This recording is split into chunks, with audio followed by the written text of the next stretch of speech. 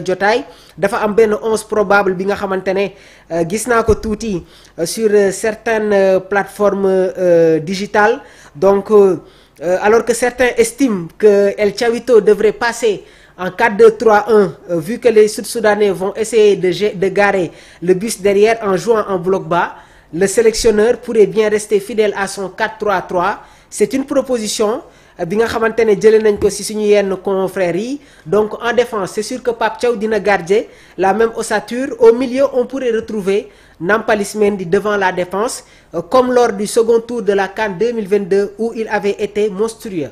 Nampalys Mendy est excellent surtout face aux équipes regroupées en bloc bas car il a une capacité à organiser le jeu avec un jeu porté vers l'avant, ce qui empêchera Kalidou Koulibaly et Moussa Niakhaté de balancer les ballons car Nampalys Mendy se démarque toujours au bon moment pour assurer les premières relances. Je vais m'arrêter là un peu. Démb bi may échanger ak le doyen Gorgui daf ma ne moi je vois Nampalys Mendy comme sentinelle. Léegi nag ci kanam il a proposé Pape Matar Sarr ak Cheikh Niass. Devant on pourrait avoir Pape Matar ak Cheikh Niass qui sont techniquement outillés pour jouer comme numéro 8. Ils pourront aider l'équipe dans la conversation du ballon et surtout dans le jeu en triangle pour désamorcer le bloc bas sud-soudanais. Est-ce que vous êtes d'accord avec ce milieu de terrain? Nampalys Mendy, Cheikh Niass ak Pape Matar Sarr. J'attends vos réactions. Man j'avais déjà fait une proposition concernant le 11 probable. Yéen lan ngeen mooy proposer? Est-ce que vous êtes d'accord ci beneen 11 bi nga xamante ne ñenn ñi proposer nañ ko, un milieu de terrain composé de Nampalys Mendy, Cheikh Niass ak Pape Matar Sarr, et en attaque ñu am un trio Sadio Mané comme numéro 9, Ismaïla Sarr ak Iliman Ndiaye mu nekk un 4-3-3 derrière. Je pense que la défense il n'y aura pas trop de changements avec Krépin Diatta, Kalidou Koulibaly, Moussa Niakhaté, El Hadji Malick Diouf, Edouard Mendy dans les buts. Au niveau de l'entrejeu gis ngeen cette autre proposition bi nga xamante ne yenn analystes yi indi nañ ko, Nampalys Mendy, Cheikh Niass, Pape Matar Sarr ñu nekk yi tamit des milieux de terrain techniquement outillés. Et en attaque ñu am un trio Iliman Ndiaye, Ismaïla Sarr ak Sadio Mané. Gars yi qu'est-ce que vous en pensez? Ban 11 moom ngeen ñuy proposer?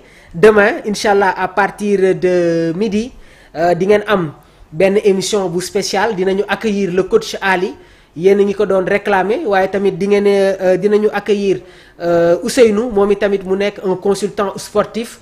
Donc plateau boobu di ngeen ko am à partir de midi sur Sport Live 221. Dinañ leen permettre aussi yéen ngeen dugg en direct réagir joxe seen ay appréciation seen analyse sur le premier match bi nga xamante ne les Lions de la Teranga war nañ ko football face à cette équipe du Sud-Soudan. Suñ fa jógee war nañu accueillir la Mauritanie. Démb équipe du Sénégal effectué nañu seen premier galop d'entraînement ci stade de Djouba. Donc le groupe est au complet. 24 joueurs étaient présents sauf Ismaël Jacobs ak Pathé Ciss. Jox nañ leen les raisons encore une fois qui ont poussé aux joueurs de ne pas participer à cette séance d'entraînement. Pathé Ciss est resté à l'hôtel.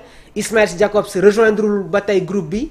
La Fédération sénégalaise de football qui est en train de mettre une pression au club turc bii di Galatasaray pour ñu bàyyi joueur bi bu ñëw, et à partir de là dinañu am une approche beaucoup plus approfondie concernant le défenseur gauche de l'équipe nationale du Sénégal. Ça a été un réel plaisir de vous avoir servi. Di leen jaajëfal bu baax a baax la communauté de Sport Live 221 ñoom Univers Gaynde ñoom Laay Ly ñoom Pathé Diakhoumpa donc ñoom Talla 14 maa ngi lay ziar bu baax.